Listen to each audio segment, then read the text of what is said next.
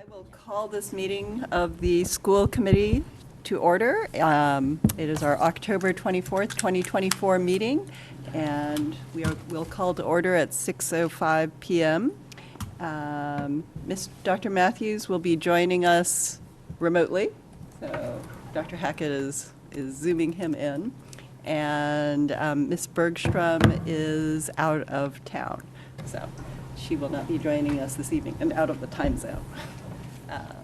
So our schedule for this evening is, first we'll begin with public comment, and then we'll move on to the superintendent chair and student remarks with an update on elementary literacy and then also on subcommittees.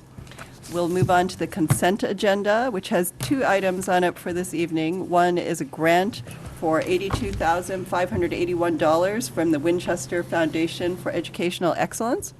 And then we'll have consideration of approval of minutes from June 25th, July 18th, and August 8th of this year. Then we will move on to report, update, and action items. We have a report from our teachers and students tonight on engaging students in science through inquiry and community, which will be led by Assistant Superintendent Dr. Elanema, the Director of Science, Ann Ritchie, and high school teacher, science teacher, Benjamin Lawhorn, and a number of our students. So then we will have an enrollment update, and then we will move into future agenda items, future meeting dates, and an executive session, and then consideration of the superintendent's 2024-2025 cost of living adjustment, and then adjournment. So with that, I see that we have a few speakers for public comment. I'll read the little preamble, which is, public comment shall be for a period of 20 minutes, and any citizen wishing to speak before the committee shall identify themselves by name and address and shall speak for no longer than 3 minutes. All remarks will be addressed through the chair of the meeting, and public comment is not a discussion, debate, or dialogue between citizens and the committee. It's a citizen's opportunity to express their opinion on issues of school committee business. Written comments that are longer than 3 minutes may be presented to the school committee before or after the meeting for member review and consideration at an appropriate time. So with that, we will have our first speaker. It might be, is it 2 at a time or one at a time? We're all actually together. All together. Yeah. Okay, that's great. So, Rachel, forgive me for pronunciations. Miss Rachel Chidsey, and Lauren Gilbert, and Lily Ossa.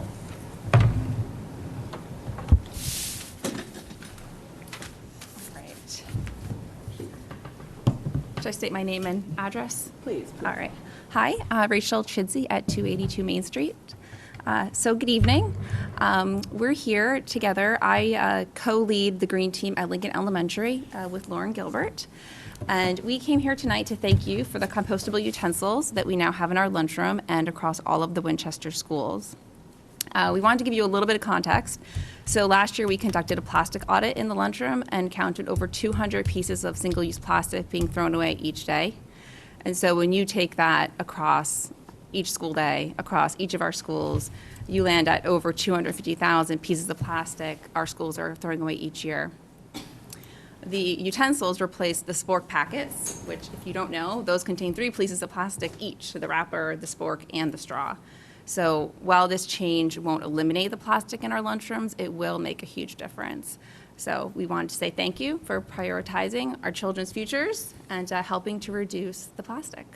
And and I'm Lauren Gilbert at 19 Myrtle Street, and here we have some thank you notes written by our Lincoln students and a poster signed by our Lincoln Elementary Green Team. The students just wanted to express their appreciation for this positive change in the lunchroom. Thank you. Thank you. That's great. Brought them right to the right person right off the bat. That's what makes it happen. Hi, my name is Lily Austin at 7 Dennett Road in Winchester. I'm a junior here at Winchester High School. And since I was a freshman, I've been very involved, not just in my grade student government, but in student government as a whole, as my role on student council. And this has been a conversation about compostable utensils since I can remember, since maybe my first meeting on student council when I was a freshman. And not just on behalf of the student council, but on behalf of the school as a whole, we would like to say a huge thank you, not just for your time here today, but for your efforts as a whole. And we believe that this is a huge milestone going forward in obtaining even more sustainable practices for our school. So thank you.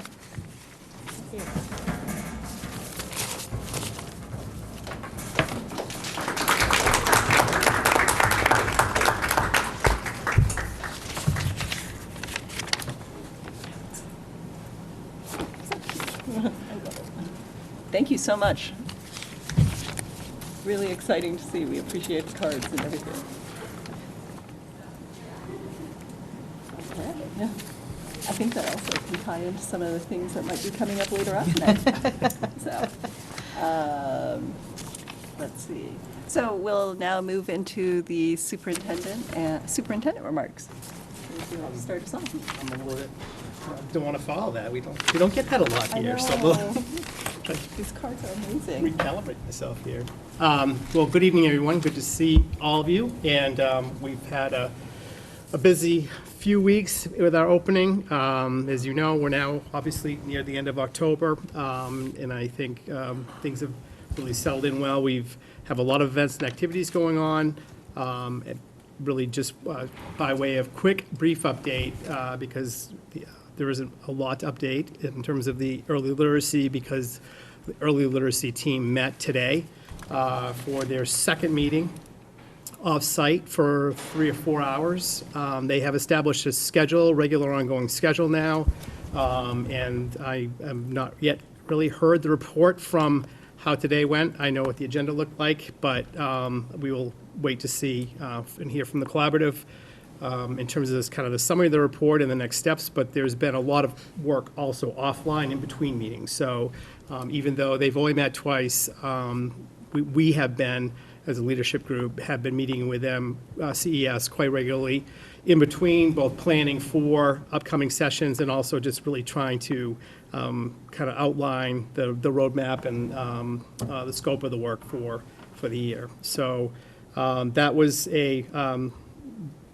should have an actual written update that I'll send out to the community by Monday.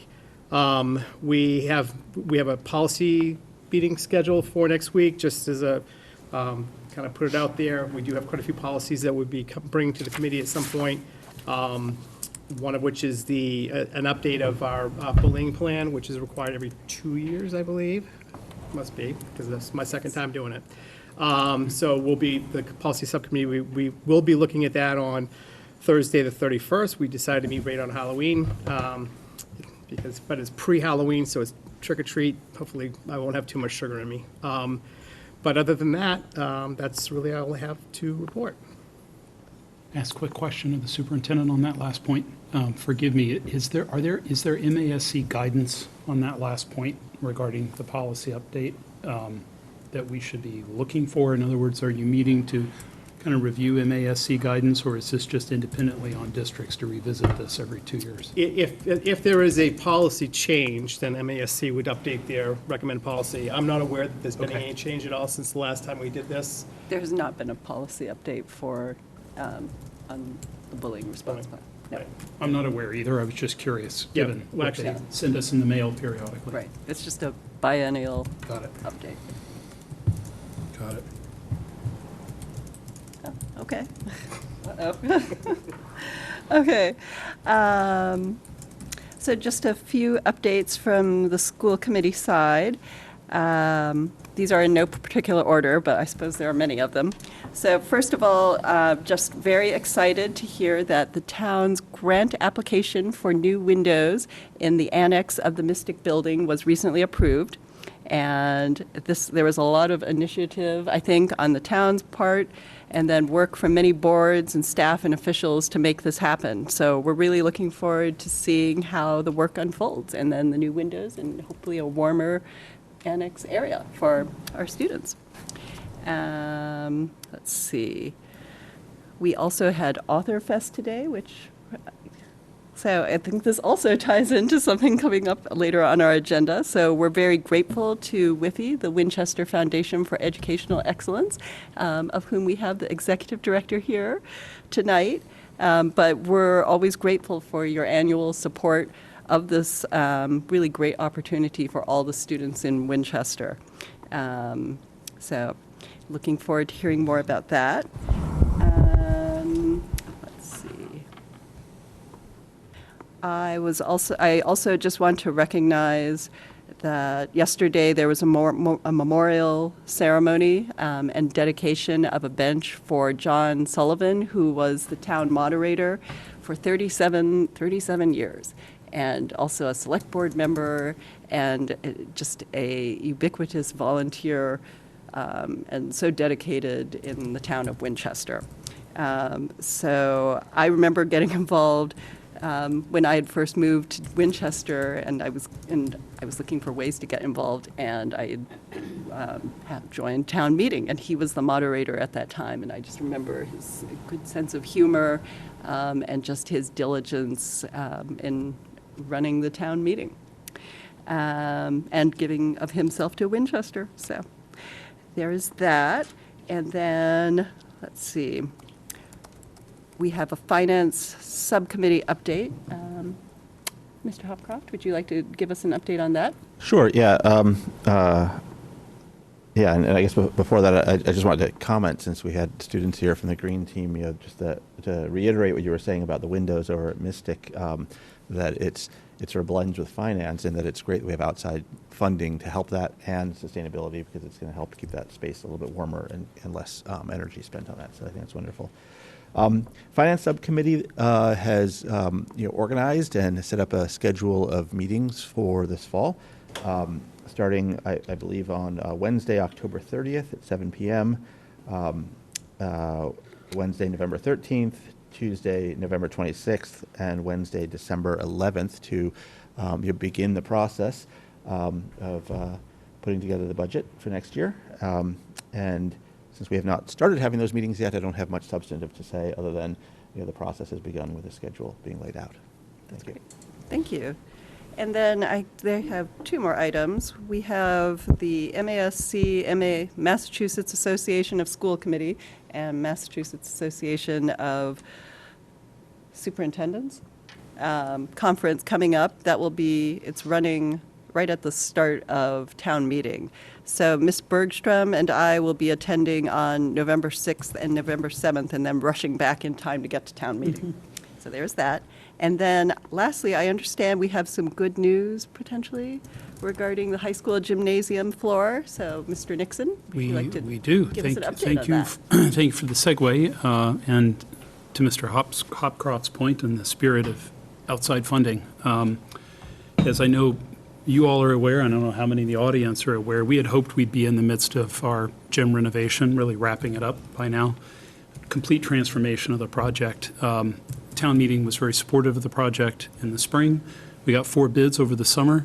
The low bidder was within budget, but subsequently retracted their bid. And so we then had to go to the second low bidder, who was not within budget. And so we have a gap that we have to close. Management has recommended a pretty conservative 15% contingency on top of those costs. So when we voted when the EFPBC and the school committee, EFPBC and select board voted that funding article, we were estimating we were going to need $670,000 from town meeting in the way of free cash to close that gap. So I'm very pleased to share that the Winchester Basketball Association and the Winchester Sports Foundation stepped up earlier this week. They have made commitments to donate $75,000 towards the project. That's not an insignificant amount of money.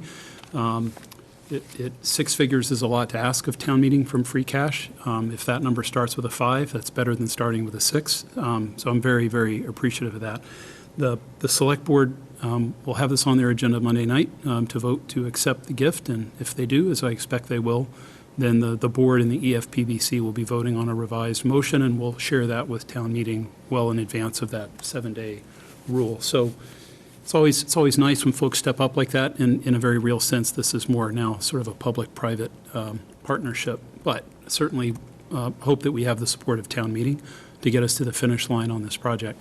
And if they say yes, This will be a spring-summer project. I think we still have a little bit of thinking to do, right, Dr. Hackner, on sort of when we say go for that spring, given we use the gym for graduation when the weather is poor. But the goal will be to have the project complete in time for start of the next school year. Wow, that's great. It's really exciting to see something that is going to be, that could be a centerpiece of the community, being supported by the community and our town. So, great news. Yep. So, okay, that is all I have. So, we will move on to the consent agenda, which includes, consideration of acceptance of $82,581 in grants from the Winchester Foundation for Educational Excellence. And we have Ms. Maggie Vanderbred here, the Executive Director, to speak on this. First of all, I just want to say AuthorFest was today, and it was the most amazing day. It's just incredible to see the students' reactions to getting to meet actual authors and illustrators. We had 18 authors come, and they visited every class from grades preschool through 9th grade. And then we just finished up about an hour ago in Town Hall with the meet and greet, when hundreds of students and families showed up and met authors and got books signed. It was just an incredible day. And I can, every author talks about how they don't go to anything else nearly like this, that our town is so special to have a day like today. And they all fight to come back. So they were very appreciative that the school committee last year let us choose the day before the calendar was out. And they would love it if we could set the date for next year. So I'll get back to you all about that. But the sooner we have a date, the sooner I can book authors and get some really amazing people to come to our town. So with our last grant cycle, we are happy to announce that we would like to award $82,581 to the Winchester Public Schools that will support 16 different grants. Every school in the district will benefit from the grant. There are 11 that support innovative educational programs, and 5 focus on professional development for educators. WIFI did receive a few requests for grants related to literacy, and we've chosen not to fund those specific grants at this time until there is a more defined direction moving forward with literacy projects in the community. Our commitment remains to ensuring that every grant we fund has meaningful and lasting impact on students and educators for Winchester. So, yeah, do you have any questions? I have a chart. Have you all seen the grants? Yes? Okay. So any specific questions about anything? I'll just make an observation. Yes. I was very appreciative of this. WIFI grants typically are about helping us try something new. Sometimes we call it a pilot. Something that stuck out to me here, though, was the $1,500 that goes towards the rehabilitation of the science park. So the science park really was, when I first moved to Winchester, kind of a proud physical part of the VO site. Even incorporated into their curriculum. If you Google the Vincent Owen Science Park, you will probably find a trail map PDF online. I visited there with my kids. I'm a Morocco dad, didn't live anywhere near VO. Used to see kids in there all the time on the weekends. And as I got older and my kids got older, I stopped going there.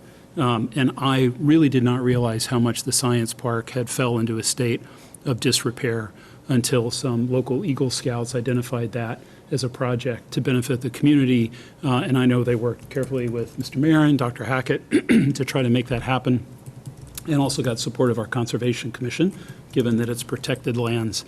So I want to thank you personally for putting some money towards this. I want to thank the Eagle Scouts for taking it on. I'm embarrassed that it got to the state that it did, but I appreciate that they brought it to our attention, and I hope that that can once again kind of be a proud part of the VO community. So thank you for that. Of course, WIFI was one of the initial founders of putting the park in and did some updates. I was going to Maybe say, in I can 2013? actually talk about this, because I was going to say something about that, too. That I was very grateful to see that WIFI was providing more grant money, again, for the rehabilitation of the boardwalks and the Eagle Scout projects, because when VO first reopened back on its original site, and all the VO kids moved back to from Parkhurst. I was involved in rehabilitating the Science Park at that time, and the Eagle Scouts and the Girl Scouts at that time helped rebuild the boardwalks, built some benches for an outdoor classroom, set up the butterfly garden, and Wi-Fi was an integral part of that effort at that time. So I was really excited to see this on here, as well as all of the other really great grants that you funded, again, for going towards our educators and our students, and from the youngest students up through the high school students. You've just really covered the breadth of it, so very, very grateful. We are very happy. I mean, our whole purpose is to support the Winchester Public Schools, and we are thrilled to be able to do it. We are thrilled that we received so many grants.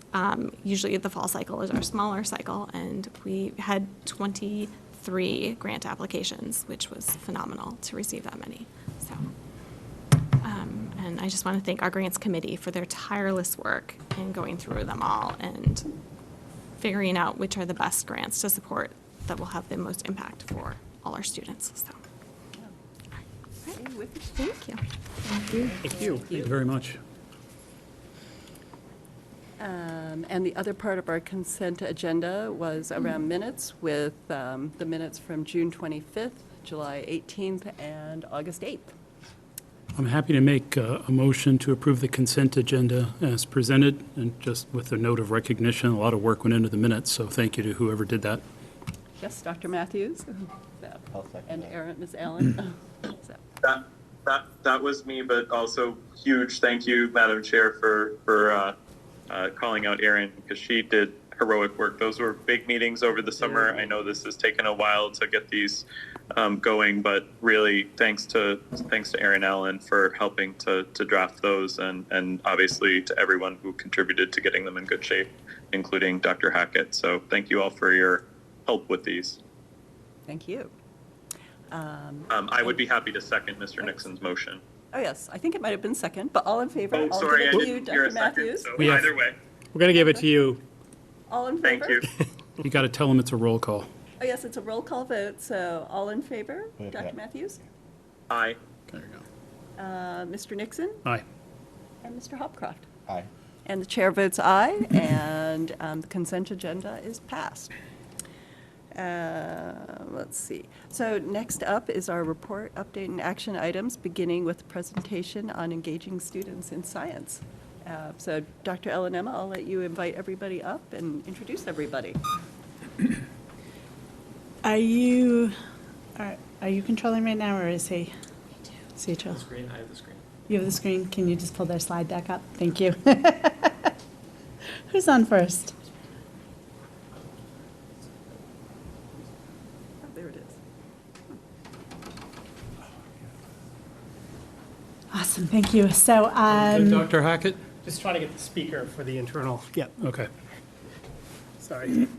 I'll just give a little overview, and then I'm going to turn it over to the group really doing the presentation. So, Mr. Marin, if you wouldn't mind the next slide. So just some context before they jump in. There are a million amazing things happening in our schools, and we hope to keep bringing them forward in different small chunks so that you can hear about different things. But everything that we're looking to be doing tie to our beliefs that it is, our role to fully be supporting these students so that they can be successful currently in school, when they go on, if they go on to college, and certainly in their careers. And also, we hope so many of the skills we're building just serve them in their lives as well. So just a little context, and I know you've heard these things from us before, but we're constantly looking out to say, what is it that employers are saying that it's really important that our students have? What skills do they need to leave us with? Because as you know from the many years of hearing about curriculum and those things, it's a long time in between, when the DESE says these will be new standards that we're focusing on. It's, often 10 years, sometimes a lot more for each content area. So, for us, we're always thinking we need to be more agile than that. We need to be constantly thinking about what's outdated, what do we need to be doing, how do we best serve our students. And so We just want to highlight a couple of things from an article. It was in Forbes, so the link, sorry, it's a little small. The link is on the bottom to the article if anyone wants to read the full article. Andrew, if you, never mind. If you refresh it, I just blew it up a little bit more. Thank you. So, you know, we're always trying to kind of get that perspective of what these pieces are, and this article goes into depth with each of these, and it has more in there as well, but these are some of the crossovers of things that we've really been working on with our students and with our curriculum and with our teaching practices. How do we build these things is often like Lori and I were talking, we just came from the grad class where like all these newer teachers and some veteran teachers are talking about like how they're scaffolding, how they're building these skills, how they're doing this work, and how we always try to bring that authentic learning into the experiences. And interesting, much of this aligns with what employers are asking for, that their practicing of these skills are tied to real world problems and lessons, and not just in the abstract, like I think about the math problems when I was in school, 2 trains are traveling on the tracks, but more deep, enriched, thoughtful ways that we're truly connecting to the world outside of here, to the skills they might be needing, how we bring in different areas. You've heard us talk about the kind of the building of the SEL and building those skills in. And this is one of the big things that came from the council, that fostering that emotional intelligence.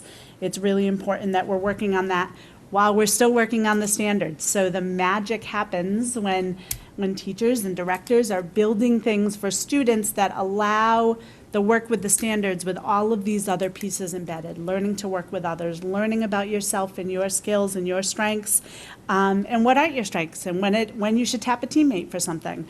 And thinking about how it connects outside of just, you know, often as the adults, we're thinking about, oh, I know this connects with math in this way, or I know this connects with this piece in this way, but making those connections explicit for students. So that they see them as well while they're doing that work, and having that hands-on learning experience and really applying into this kind of action learning. And when we talk about the social justice standards, the 4th standard in there is about action. What are we doing with it? And so this group is going to tell you some really cool things that they're doing with that.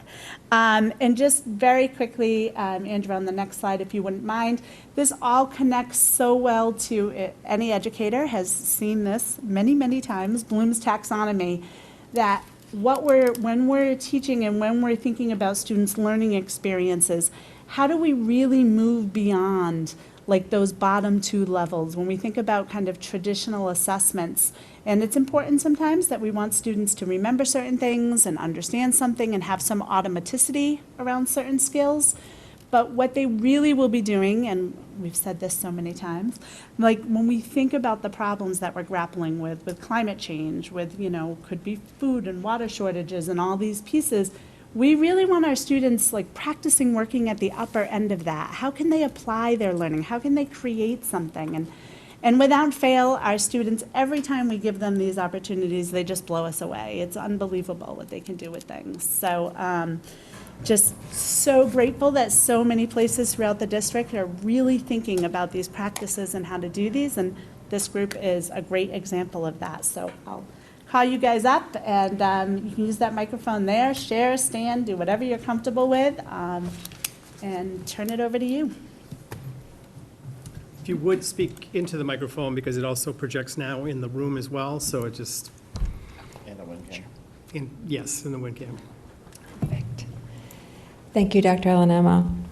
It is a pleasure to be here this evening. Thank you for the opportunity to turn the spotlight on the science department. Over the past 3 years, we have committed ourselves to crafting curriculum based on the science practices.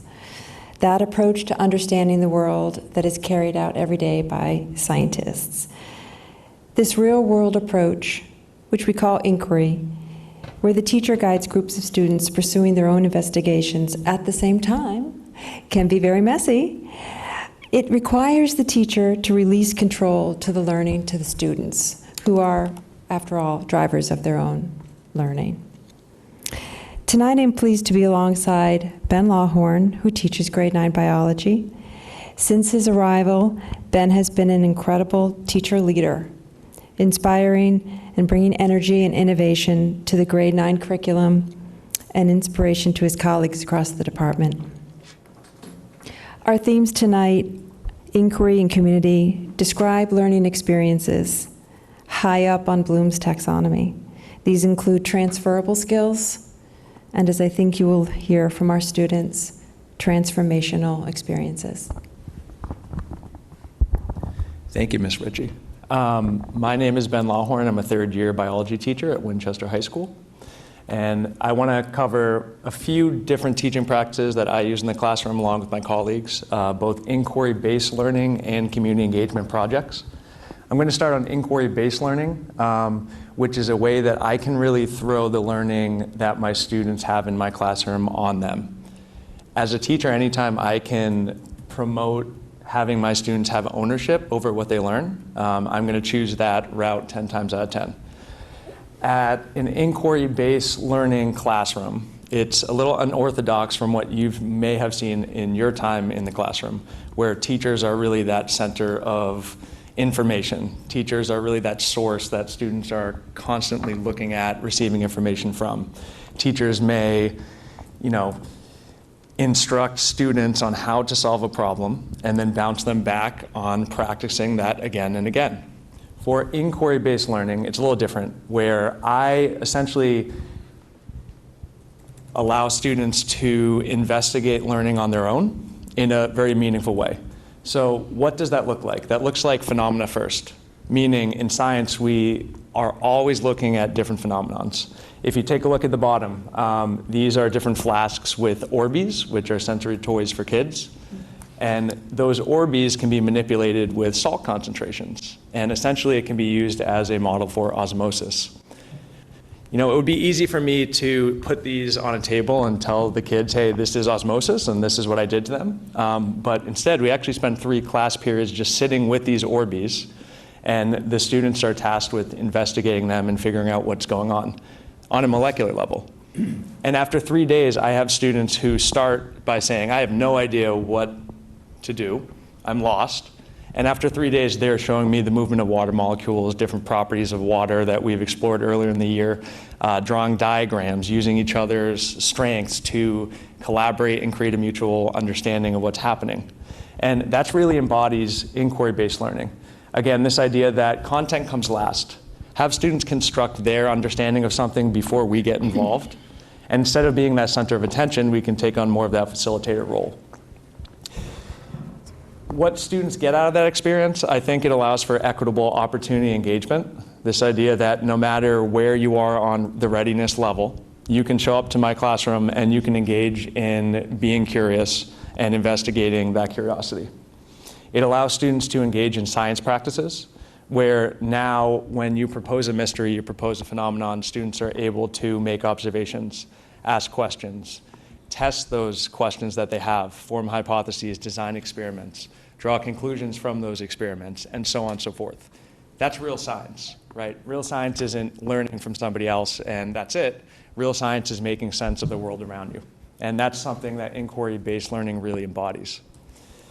In terms of examples of inquiry-based learning that we do in the grade 9 biology curriculum, we have a few different labs exploring phenomenons like enzyme reaction rate, where if you take 2 liquids essentially with an enzyme present, it will facilitate a chemical reaction. So we can actually present these reactions to students, which appear as bubbles, and they are wondering where the bubbles come from, and they're wondering what affects it.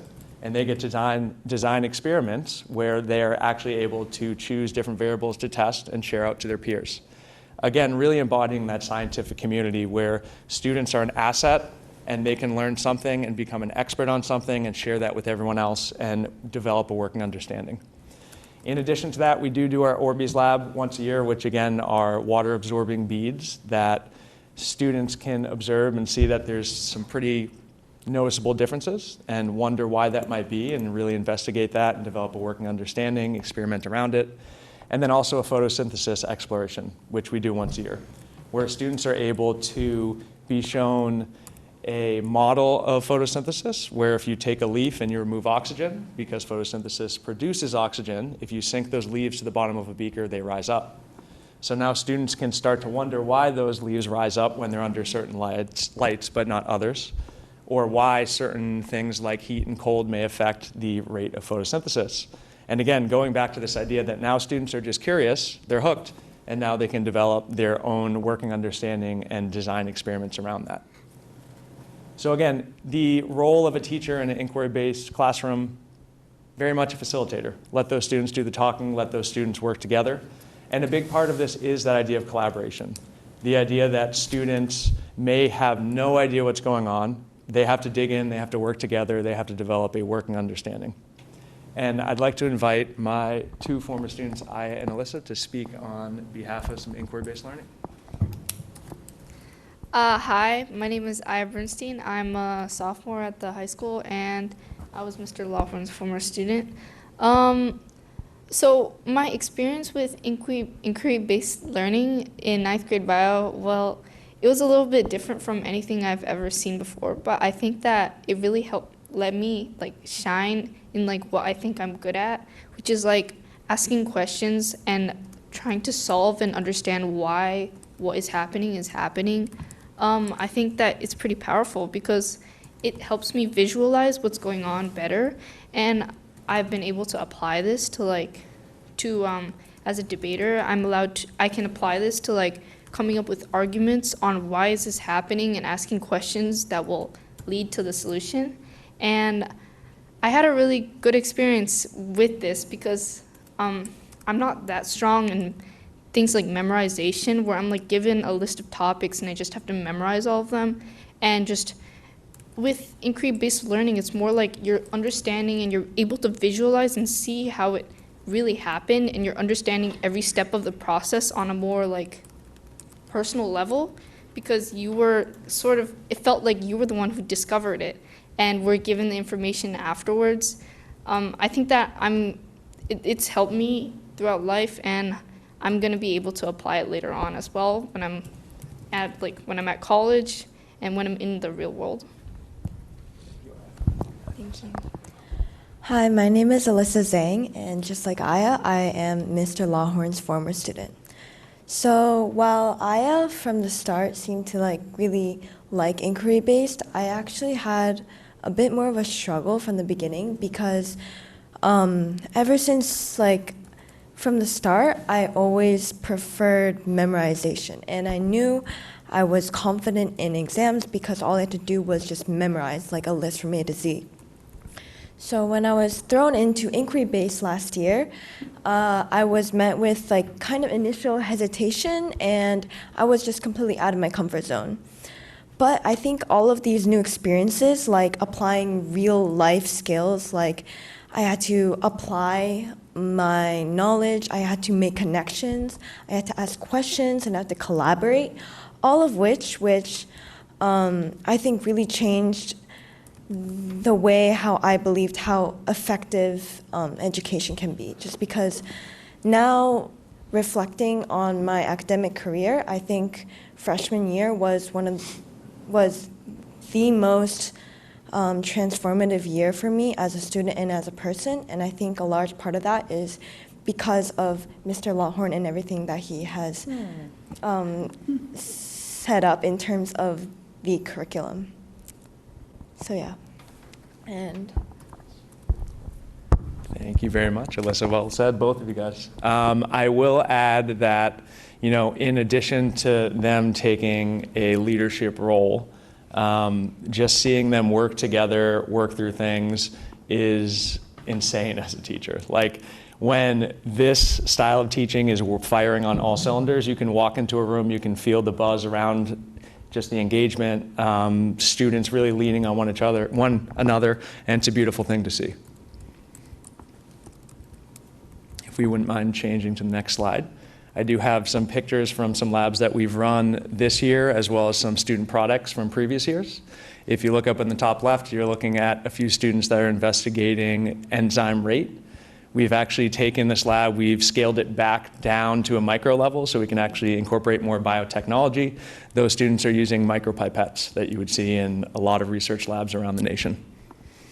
In addition to that, you see a drawing of our Orbeez lab, where students on day 3 are thinking about what might be happening if that Orbe represented a cell, and if what it was in was going in through its membrane or not. And those students, again, are really thinking on a very deep level without being prompted about any of that content. This is a lot of their own research, and on their own, they're illustrating water molecules, their properties, where they're going, how solutes and solvents play into all of this, really diving deep into the science without even being prompted. In the corners, at the top right and the bottom left, you can see some photosynthesis posters with some student artistic expression with colors, but they are representing their investigations to the rest of the classroom and proudly sharing out what they learned and developing a working understanding as the scientific community of our classroom.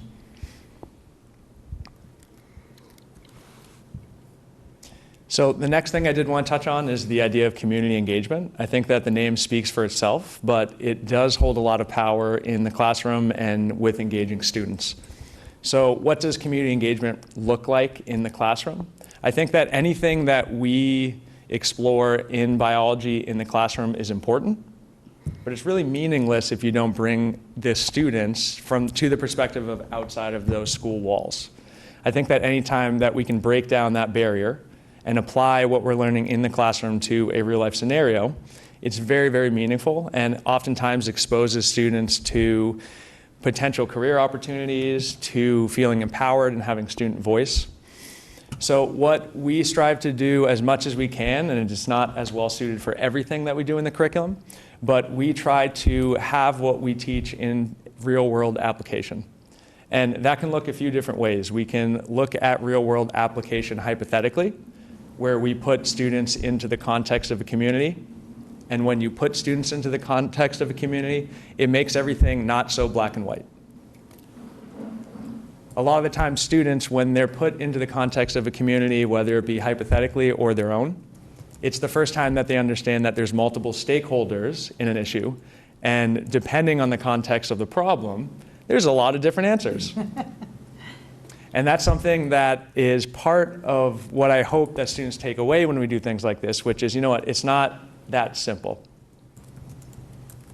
In addition to just real-world application, in addition to complex creative problem solving, it allows students to engage in some community service initiatives.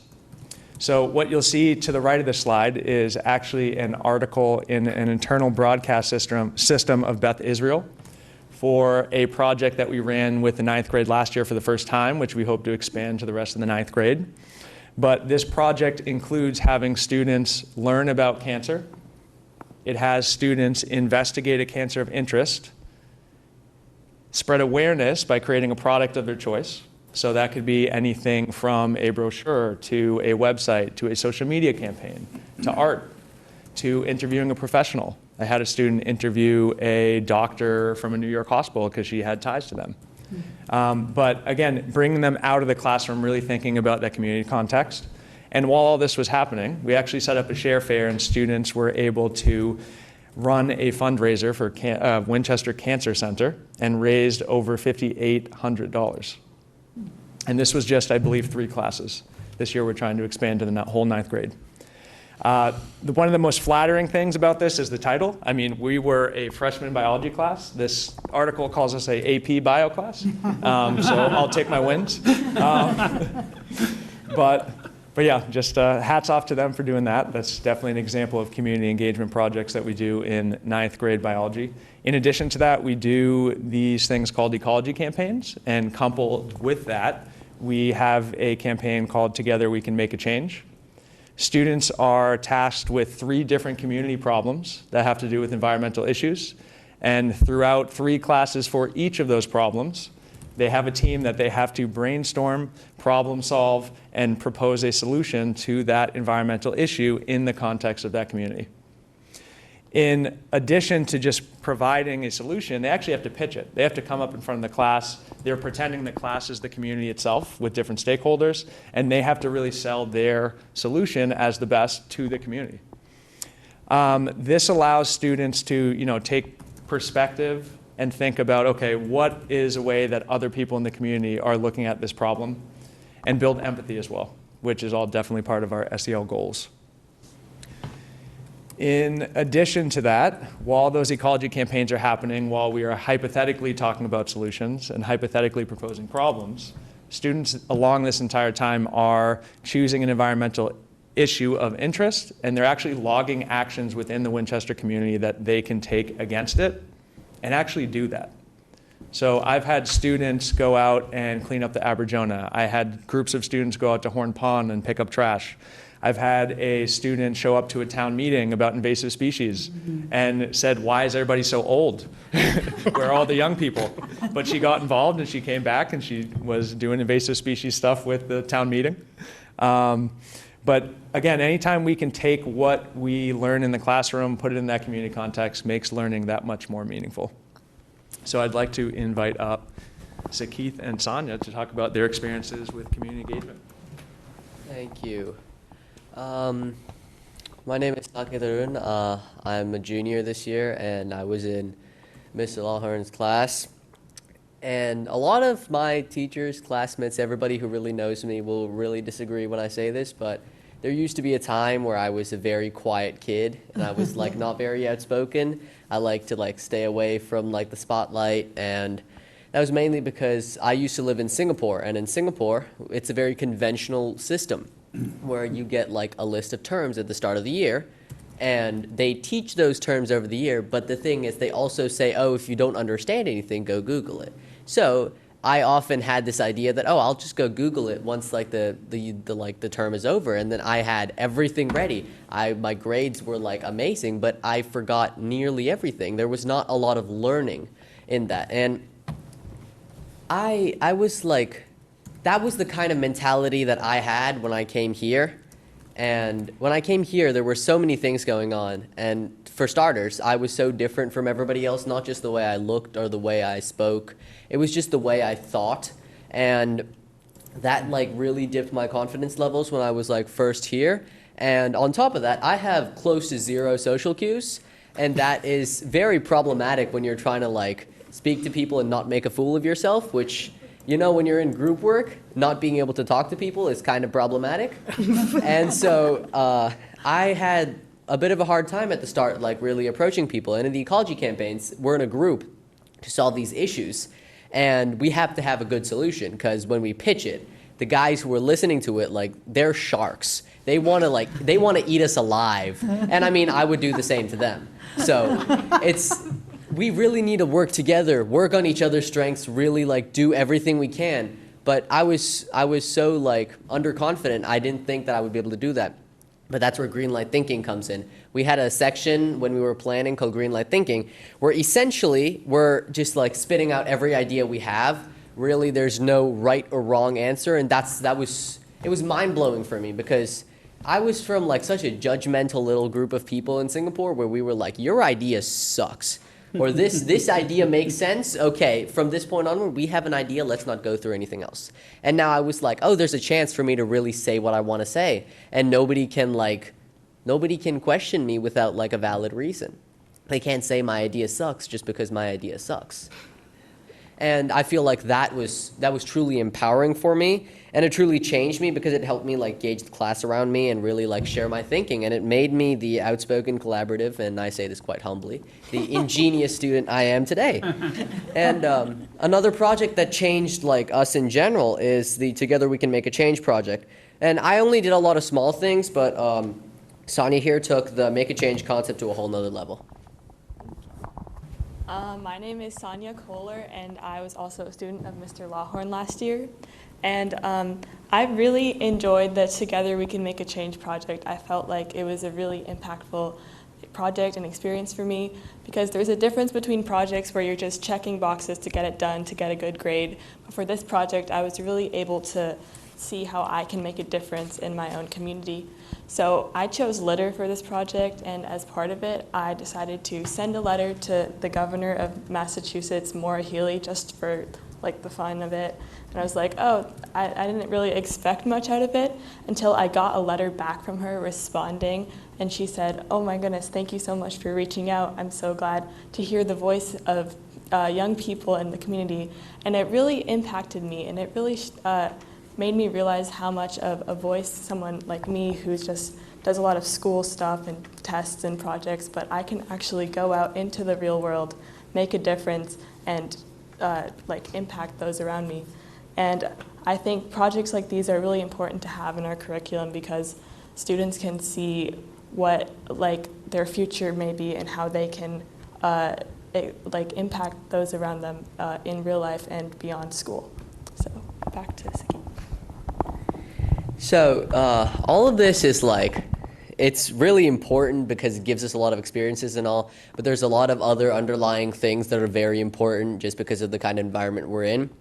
And one is because Winchester as a town, we're such like a nice, friendly little place. We live in almost a bubble. So there are a lot of things such as like cancer that we learned about last year, which is like so important and is something that it's a touchy subject that is so important for kids who are younger, especially like ninth graders, to like really know about. And it not only like broadens our mindset and like tells us like what is okay to joke around about and what's not okay to joke around about, like those basic things, but it's like, this sounds very cheesy, but it makes us like better people. And in the sense that when we grow up and we are influencing the next generation, our sphere of influence is widened just purely because we have this huge understanding of this traumatic thing that's happened to so many people who we might encounter. And on top of that, the fact that at a young age, we're being like told how to identify and possibly even counteract types of cancers that could take your life away. It's so powerful for kids to know at this age just how to know if somebody you love could be having a type of cancer.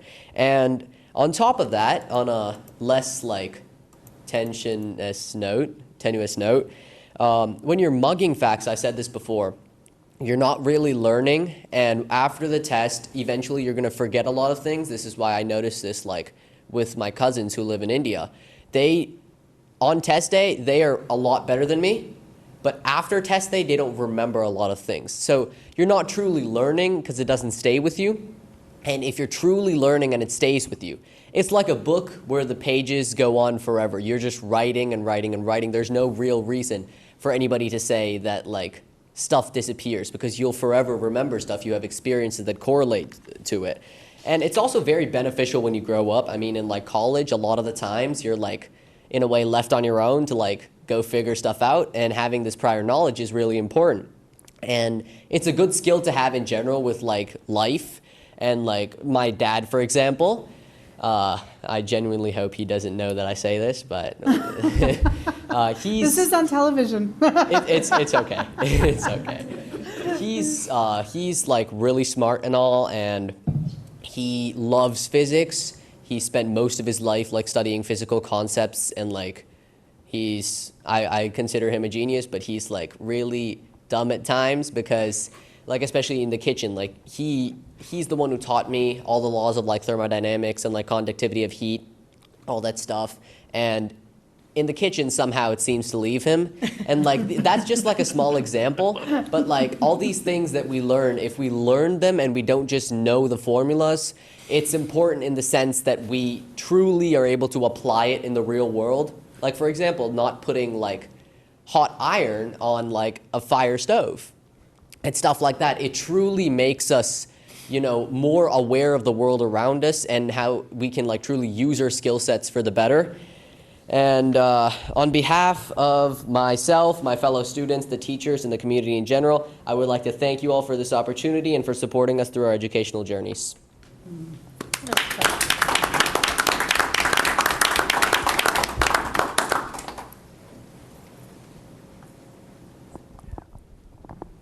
You guys have questions for us. That's what I was going to say. If you guys could just stay up in case anyone has questions.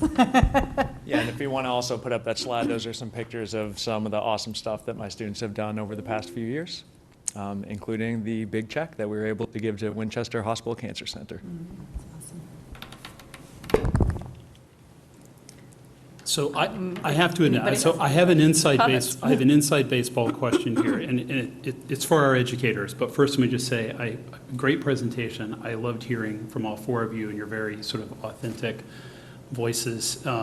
and particularly because you've had some time to reflect on what it was like last year. So it's not like somebody set you up to come talk about something you just did last Tuesday. So it feels very authentic to me. And as I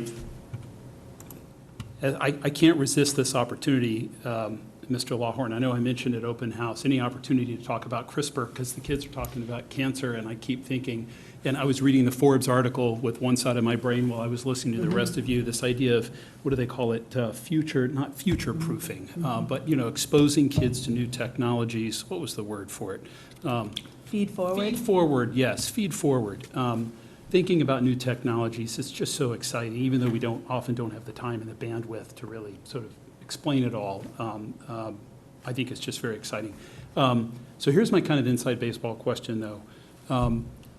We have a number of classes at the high school that are co-taught, especially at the freshman and sophomore level. In an ideal world, an observer's not going to tell a difference between what I'll call sort of the core teacher and the co-teacher, right? Because it's expected you're working as a team. So my question is, how does this approach, the inquiry-based approach, sort of dovetail with the co-teaching model? Is it, and I'll ask it really as a simpleton, is this approach really in some ways even sort of easier for the two to act as a team? Maybe it is, maybe it's not. And then I'm just curious to know, what are we doing as a district to support co-teaching so that that observer really can't tell the difference? Yeah, so I would say that it definitely makes my co-teacher and I's life a lot easier when we do inquiry-based, because we're really not that center of attention, right? So at the end of the day, when we do activities like this, students don't really know who's leading the charge because we're both facilitating. I would also say that it frees up both teachers to provide help to the students who need it most. So both with inquiry-based teaching, and I'll even couple that with student-directed teaching, having students really look at stuff first, it opens up teachers to be able to work one-on-one with students and really dig in with the students who need it, and let the students who do not, that have a high readiness level, really just fly with what they know and off to the races with the content. Right. Thank you. I guess I'll chime in and say I was very impressed, and I'm thrilled to see that this is the kind of education we have here. But very impressed, particularly with the four of you. I don't think in high school I had the capacity to do anything like just even standing up here tonight, let alone having the sort of self-reflection to say, and self-confidence to say, hey, my memory is not so great, but maybe I can see patterns, or I have a different strength. And a lot of people don't realize that we're all different. We all bring different pieces to the puzzle. One may have a really good memory, one may have other strengths. We all play different roles. And throughout life, when you're in business or in academia or wherever it is that you go, having that recognition that, hey, I'm good at this, I might want to work on this. If I partner with someone who can do this, it's a team sport. And so having that is, I think, really insightful, and particularly at such a young age. And so I'm really excited that that's something that is coming out of this inquiry-based learning. The other piece is the real world application, and we live in a context. You're right. Like you can memorize every formula, and by the way, there's a lot of times it's really good to know those formulas, but you're also going to be applying whatever it is that you're doing in life. In most cases, there are some places where maybe that's all you need, but in most cases, you're going to be interacting in a system with people, with organisms, organizations, et cetera. And so that context and being able to look at something and say, oh, I can take the theory and I can actually put it in place in the real world, and I can make something different and make it change. Lastly, just as I'm riffing here and reflecting, I love that you reached out to the governor. Most people wouldn't do that. And I have found as a general principle in life that long shots happen a whole lot more often than you'd expect. And I think it's because most people don't think they would happen and they don't try. So just, writing that letter, submitting for that competition, whatever it is that you might do, just getting out there, being in the game, and sometimes it's just showing up. But I hope you write back to the governor. I hope you'll reach out to, Senator Spilka or other people too when the time, comes. I have found that as a student in particular, people really want to hear from you. They hear from a lot of people who are telling them what they should be doing. And so hearing curiosity and just young people's ideas is something that is very refreshing. And so you have that opportunity until you sort of get out, beyond school, and then you have your thing that you're trying to get from them, and they may not listen as much. But it's a great opportunity now and a great skill to build, and all of you are very impressive. So thank you. And I'll stop heaping praise on you, but I'm just very impressed, and I'd love it if we have ways to show this more to the world. It's very hard for me to follow what you had to say and how eloquently you said that, but I just really appreciated and enjoyed hearing from all of you and your different experiences. I learned a lot about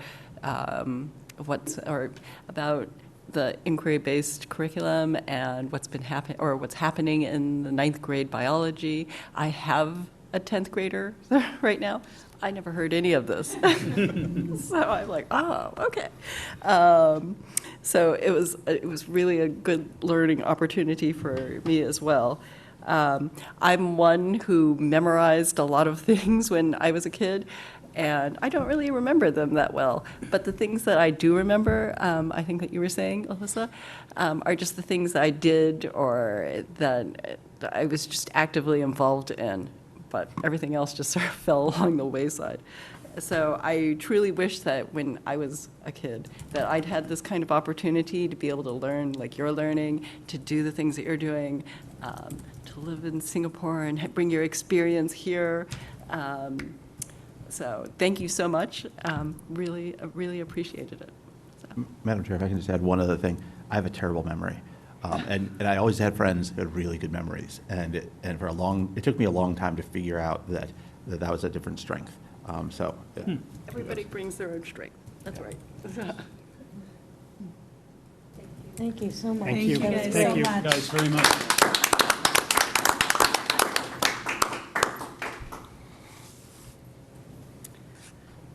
Okay. You're certainly welcome to stay for the rest of the meeting. Some really good stuff. Exciting. But if you decide you'd like to go, nobody takes it personally at all. All right, thank you. Thank you. Thank you. Okay, so now we'll move on to an enrollment update from Dr. Hackett. So I just want to stress that the enrollment update is preliminary.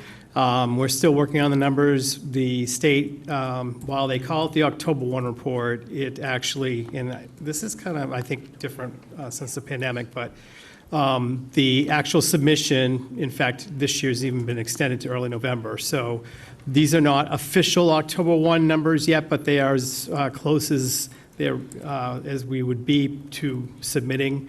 You can just see if you could go, Andrew, to the slide that shows the overall enrollment for the school system. This is total enrollment, and this does not include pre-K, preschool, just to make that important note.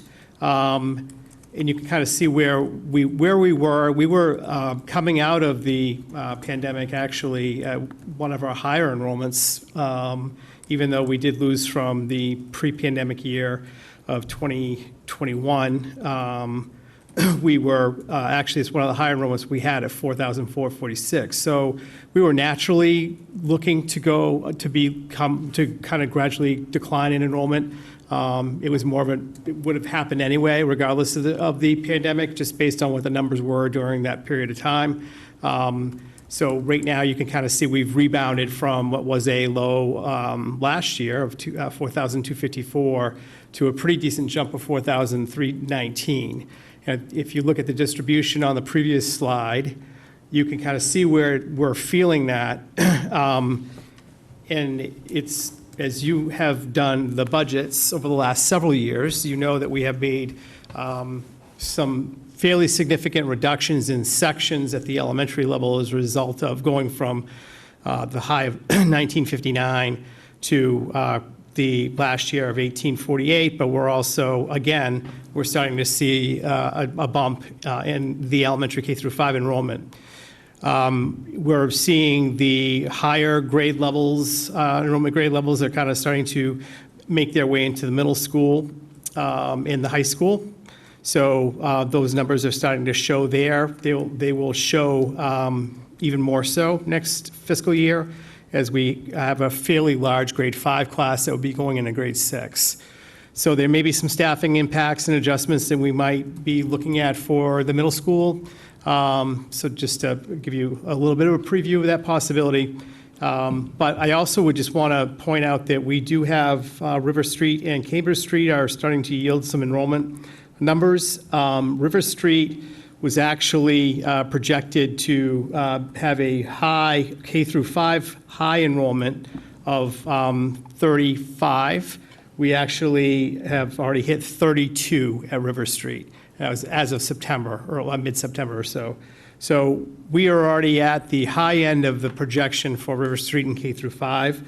We have 7 at that time. We had 7 students at the high school and 15 students at McCall from River Street. So those numbers are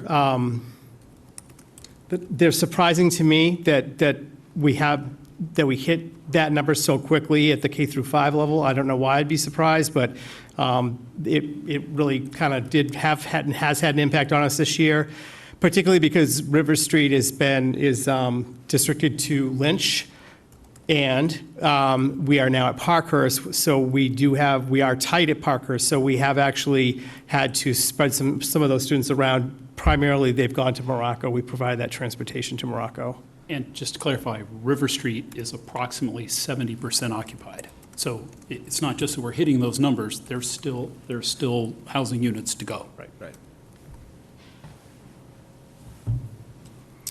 So, again, preliminary numbers, wanted to show you tonight. We are obviously going to be starting budget conversations fairly soon. We'll come back at the next meeting with the final numbers and maybe do a little bit more of an in-depth look at enrollment over time. We also have the enrollment study will be conducted for the FPBC, for our submission or work on our master facilities plan, and eventually a submission of a statement of interest for Morocco. And I believe Mr. Nixon, last we talked, which was not too long ago today, we think that we're on target to be able to have those numbers by the end of December. Yes, confirmed that yesterday, yes. So that'll be especially helpful for us as we do our budget and as we prep the SOI, as we roll into the master facilities plan, which is going to be a big piece of work, but a really important piece of work as we move forward in trying to figure out where our enrollments are going to be and what our facility needs are and what we need to be thinking about over the next several years. So happy to answer any questions if anybody has any. Any questions? No, I know we have a process, so we'll be learning more about these numbers, so I'll save my questions for that. I would just make an observation that in some years past, and whether this needs to be an exercise that sort of explicitly happens and is directed towards the school committee, or perhaps it more informs the master planning phase 1, which is the enrollment demographic study. In some years, the administration has had the opportunity to not only look at enrollment over time, but actually go back and look at the town census over time. And in some years, we've really tried hard to understand when there's been a bump. Has it been because there's actually been a corresponding in-migration of students in that year? Or did we already have age-eligible kids who perhaps were going private or parochial? I mean, this is particularly an issue for younger kids, where their families who are redshirting kindergartners, holding them back and so forth. Given that we've got a lot of housing units coming online, that's certainly something I'm interested in understanding is when we start to see a bump, is that in-migration moving into new housing units, or is something else going on? And Dr. Hack, you've talked about this several times before. Many families made a pivot to private or parochial in COVID. Not everybody came back. Right. But some did, and perhaps some continue to do. So I think it'd be very interesting to just understand how are we doing with that percentage of age eligible? Because if they're here, and meaning they live here, but they're not with us, they're someplace else. Can I ask, is Branner Stewart working on that over at UMDI as part of the enrollment He's study? the lead of the team. Right, but he's working on he's looking at the census data as well? He will be. Okay, good. Yeah. It seems like it's right up his alley. Yeah.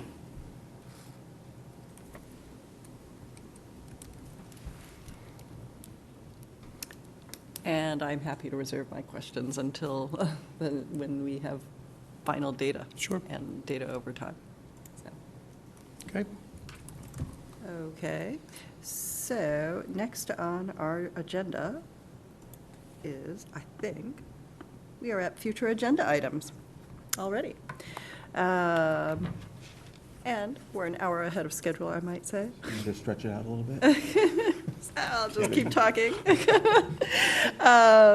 So we will be talking about the FY26 budget development, a little town meeting planning, as town meeting is coming up on November 7th, Lynch Elementary Replacement Project, a Morocco Statement of Interest Process Overview, Strategic Planning Follow-Up Workshop, and we will also be talking about school committee meeting dates for January through June of 2025. We've had the meetings on Thursdays up until now, so we'll just take a look at that and think about that. Facilities master plan update and a developer curb cut request, and I just added final enrollment numbers. So I have one item we Yes. should also add to that list you and I talked about earlier today, Madam Chair. So just Yes. regarding the facilities master plan, we not only want to try to get a sense of what our enrollment's going to be 5 and 10 years from now, we'll take stock of the facilities we have, how well are we accommodating that future need. The other important thing we need to understand is, as a district, how do we envision our programming may change, if it may change. So a perfect example that we've talked a lot about over the years is we have a wait list for preschool. Is there an interest and appetite for expanding preschool? The model we have right now would seem ill-suited to do that, and we've talked about that. But if, we as a committee and if the administration feels a wait list is problematic, you might solve that by providing more preschool. We need to have that conversation, hear a recommendation from administration, because that has direct bearing, right, on the outcome of the master plan. Another example would be, is there interest and appetite and need for perhaps expanding specialized learning centers? Because when we say we have one, we dedicate space for it, a space that might otherwise be a general education classroom. So if we were to, expand an SLC, the net effect of that is we're saying we're reducing the design capacity of that school. Again, that's really important for the master plan. That can speak to all sorts of things. It can speak to how big a new Morocco needs to be, and it can also give guidance to, a redistricting, which, it's not a 4-letter word. It will happen again someday. Every district redistricts periodically, and here it's generally been about every 10 years. So this is not something, Branner and his team are going to come up with, right? This is very much user-driven, and nor is it really something for the school committee, in my opinion, to initiate, absent maybe sort of vocalizing what we're hearing from our community. I think that's important. But I think for Dr. Hackett and his team to come forward with recommendations so that we can have a meaningful conversation. If we're going to pivot, we're going to make a change, we're going to expand or reduce programming, we're going to need to figure that out. And unfortunately, we're going to need to be figuring that out kind of when we're talking about the budget, and maybe that's not a bad thing, because we're going to have to hand that information off to the architects as part of phase 2. Makes sense. Okay. It has been duly added to future agenda items. Future meeting dates, we have November 7th, 14th, and the 21st are all pre-town meetings, and November 19th, we will have a regular school committee meeting. And now we have an executive session, the purpose, too, of which is to conduct strategy sessions in preparation for negotiations with non-union personnel, or to conduct collective bargaining sessions or contract negotiations with non-union personnel. So I would accept, and we will, the intent is to return to public session to take a vote on this. So I would accept a motion to move into executive session. So moved. Second. And then all in favor? Aye. Is Tim, Aye. Is Tim still here or no? Yes, Tim is here. Then maybe you have to roll call. I'm here if I need to vote, sorry. Oh, yes, so then we have to do a roll call vote. So Dr. Matthews? Aye. Mr. Nixon? Aye. Mr. Hopcroft? Aye. And the chair votes aye, and the vote is unanimous. So we'll move into executive session, but then we should be back shortly.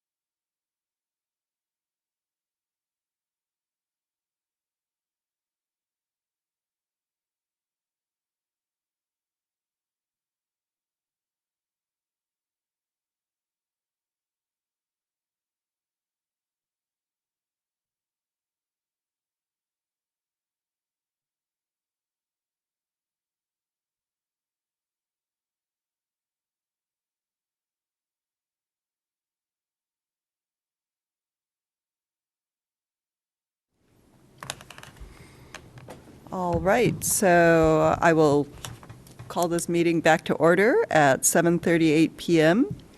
And our next item of business is consideration of the superintendent's 2024-2025 cost of living adjustment.